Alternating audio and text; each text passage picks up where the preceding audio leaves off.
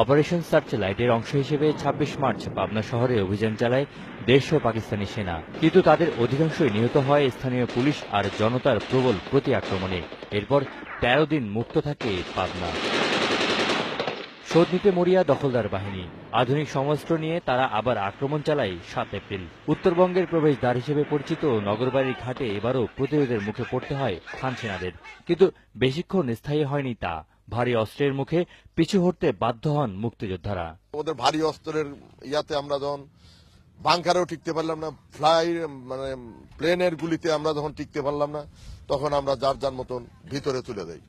ভিতরে যা কিছু কিছু ব্রিজে আমরা অ্যাম্বুশ করার চেষ্টা করলাম, যে যাতে ওরা আর ঢুকতে না পারে। কিন্তু সেখানেও ওই ওদের সাথে সাথে আবার ফাইটার বিমানগুলাও সঙ্গে সঙ্গে এই এককভাবে উপর থেকে গুলি বর্ষণ শুরু করে দিল। এই ব্রিজটার এদিক দিয়ে ট্রেন্স কাটা, খাল খনন থেকে শুরু করে পুরা এলাকা যুদ্ধ এলাকা।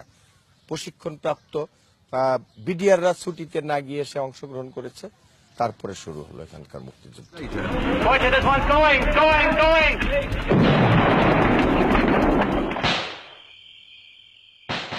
এরপর ১০ কিলোমিটার দূরে ডাববাগানে সরে আসেন মুক্তিযোদ্ধারা।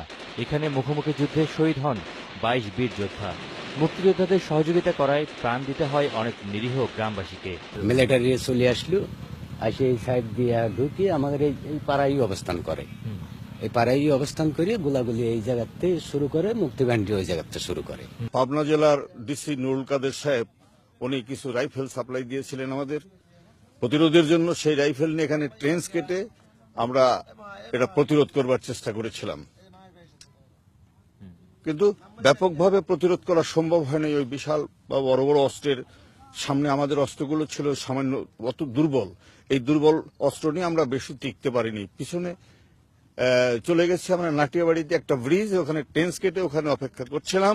সেখানে উপর থেকে প্লেন নিয়ে এসে ওরা সি প্লেন দিয়ে আমাদের অবস্থান সম্পর্কে জানতে পেরে ওখানে ওরা আক্রমণ করে।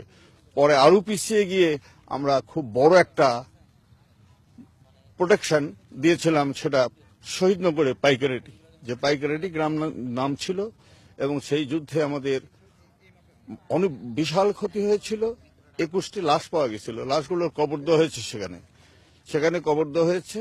ওই প্রোটেকশনটা একটা বড় ধরনের প্রোটেকশন ছিল। এদিকে খুনের নেশায় মত্ত হানাদাররা উত্তরবঙ্গে ঢুকে জ্বালিয়ে দেয় নগরবাড়ি, কাশীনাথপুর এবং আশেপাশের এলাকা। সেদিন রোষের আগুনে ছাই করে দেয় সন্ধ্যারানীর পরিবার। কোনো মতে প্রাণে বেঁচে গেলেও নিজের চোখে দেখেন সেদিনের বিভীষিকা। অভিযোগ, হত্যাযজ্ঞে ভূমিকা ছিল স্থানীয় জামাতে ইসলামীর। আমাদের ১১ খান ঘর ছিল, সব পুরা ছিল, আর বাড়ি কত জিনিস যে ছিল সেটা কর নাই। বাড়ি ঘর পুরায় দিতে লাগলো।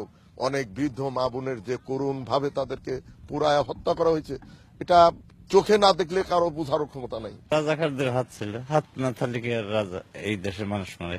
পাকিস্তানি দালালরা, যারা মতিউর রহমানের নিজামীর যারা দালাল ছিল, রাজাকার ছিল, ওদের সহযোগিতায় এই ইয়ং ছেলেপেলেগুলোকে আইনে আইনে হত্যা করত। আমাদের এই এলাকাটির মানুষজন অপেক্ষাকৃত অনেক বেশি ধর্মভীরু, ধর্মপরায়ণ, এবং আমাদের নারীরা অনেক বেশি, নারী পুরুষ সকলেই অনেক বেশি সাহসী।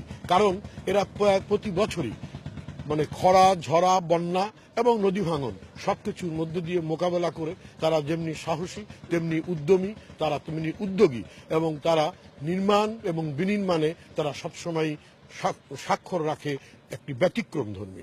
এটি আমাদের এলাকার একটা অন্যতম বৈশিষ্ট্য। স্বাধীনতার পর বহু মুক্তিযোদ্ধার রক্তে ভেজা জায়গাটির নাম রাখা হয় শহীদনগর। যে হত্যাযজ্ঞ ৪৩ বছর আগে সংঘটিত হয়েছিল, তার স্মৃতি এখনো ভুলতে পারছেন না এইখানকার স্থানীয় বাসিন্দারা। তাদের দৃষ্টিতে ওই হত্যাকাণ্ড হয়ে আছে মানবতার ইতিহাসে অন্যতম একটি নৃশংসতার দৃষ্টান্ত। নাজমুল হোসেন, যমুনা নিউজ, পাবনা।